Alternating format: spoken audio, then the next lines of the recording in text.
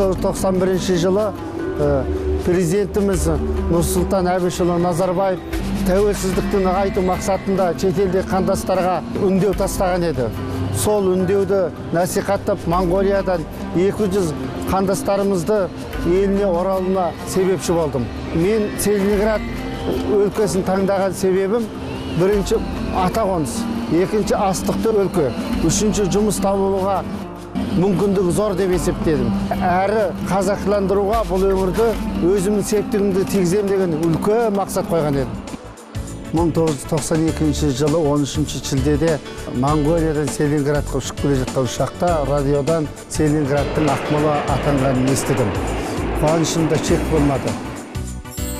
Ақмолаға келген соң бізді Ақмола облысы Сандықтау ауданы мәдениет ауылына әкелді.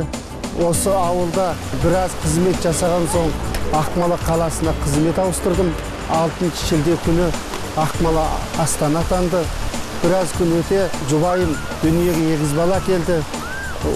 Өзіме осындай қуаныш, бақыт, оң өзгерістер сыйлаған бас қала Астананың орны мен үшін тіптен ерекше. Астана қаншама адамдардың өміріне жақсылық ала келді ғой.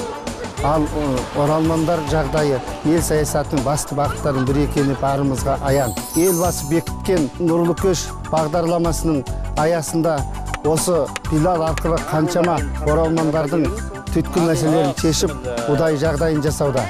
Жаз шыға Астана қаласының Көктал кентінде 20 гектар жерінде оралмандарға арналған Нұр Бесік шағын ауданының іргетасы қаланбақ. Келе бермес ыңғайға, дәл сондай күн қайда, ойнаңыздар жамағат, билеңіздер мұндайда.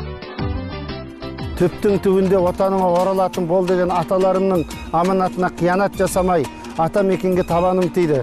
Жылдар бойы жүрегімді жылатқан арманым орындалды. Мен, міне қараңыз, Қазақстан Республикасының азаматымын. Бұл дегеніңіз мен үшін қандай бақыт десеңізші. Қандастарымыздың елге оралуына мұрындық болып, барынша қолдау көрсетіп жағдай жасаған елбасына шын жүректен алғысымды жеткізгім келеді. Еліне оралған қаншама ағайындар, бұрынғы жылдар көз жазып қалған бір атаның балаларымен, ағайын туысымен танысып, табысып жатыр. Бір адамның әрекетінің арқасында қаншама жандар туған топырағымен қауышуда. Бұл елбасының арқасы. Сондықтан біз елбасының көреген саясатына алғыс айтамыз.